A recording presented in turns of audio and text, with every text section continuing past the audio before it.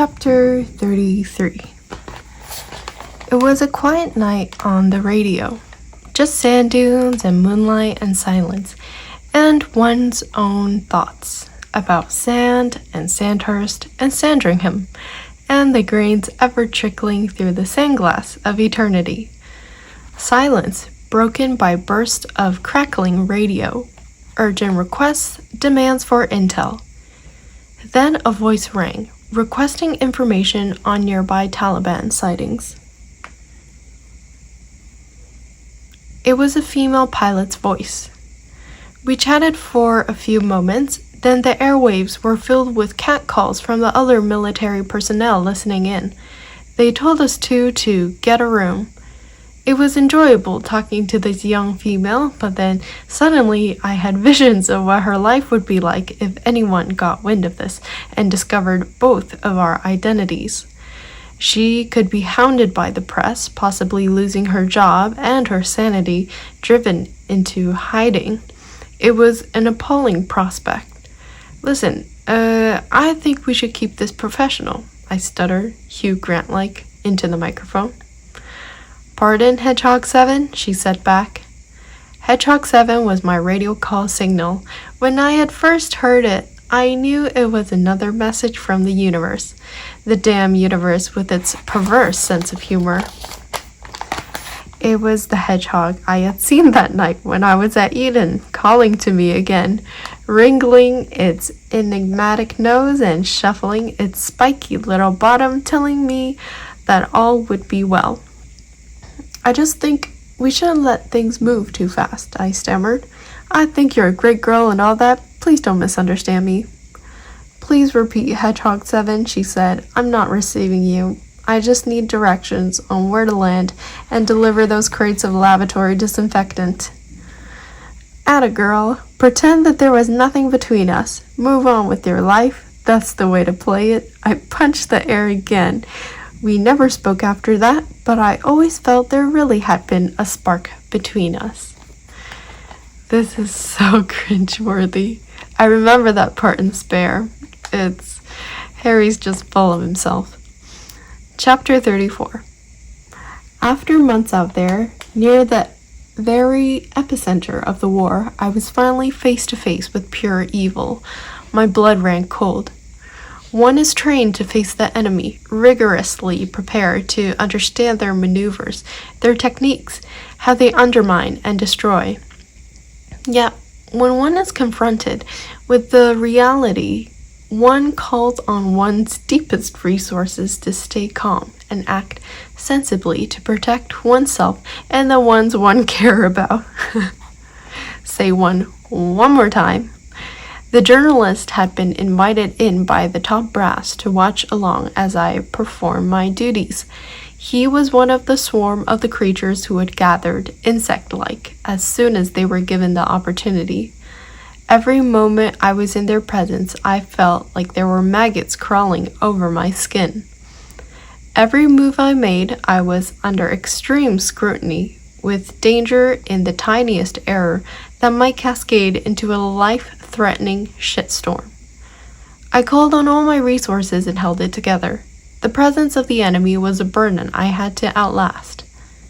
Finally, the assault was over, and with the pre-agreed press tour over, the horde of journalists withdrew. I felt I could let out a deep breath, relax at last, and return to facing the Taliban.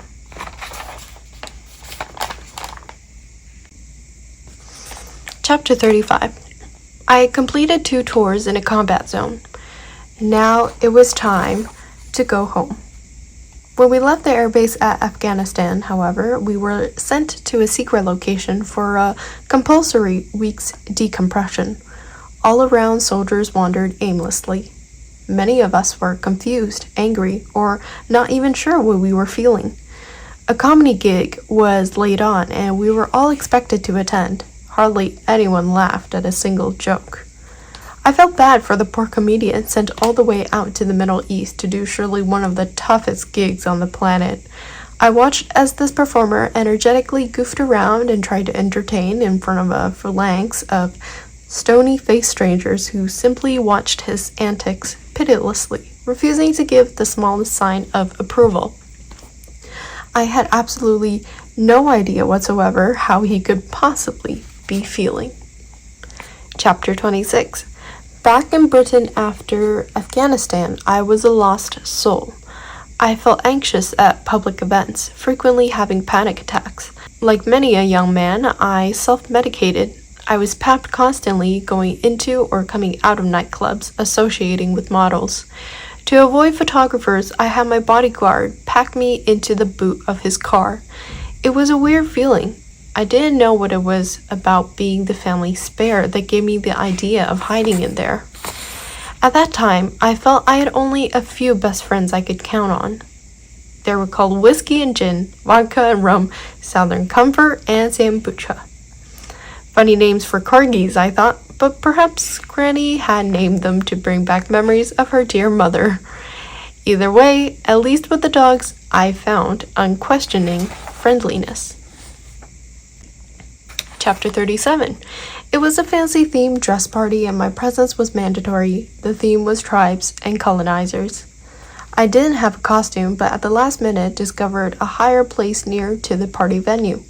I went, very reluctantly, and practically without thinking about it, almost at random, and with my eyes averted, plucked the first outfit that came to hand and ended up with a, uniform.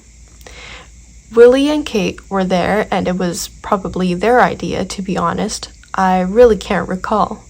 In fact, I can recall, and it definitely was their idea. When the story came out that I had attended a party dressed as a, it provoked a worldwide scandal. Harry the Racist, Harry the Thicko were the headlines. I couldn't believe I had been so stupid. What had I been thinking? I would never, ever bring the family into disrepute ever again. Famous last words. Chapter 38. My mates had somehow talked me into going to Vegas. I didn't fancy it at all. Spending all that time in giant, ludicrously expensive and gaudy places filled with inane chatter and wasted money? No thanks. It just wasn't me. But nonetheless, I caved in at last. One night, we found ourselves playing pool with a band of attractive female croupiers. I suggested that we make the game interesting and play strip pool.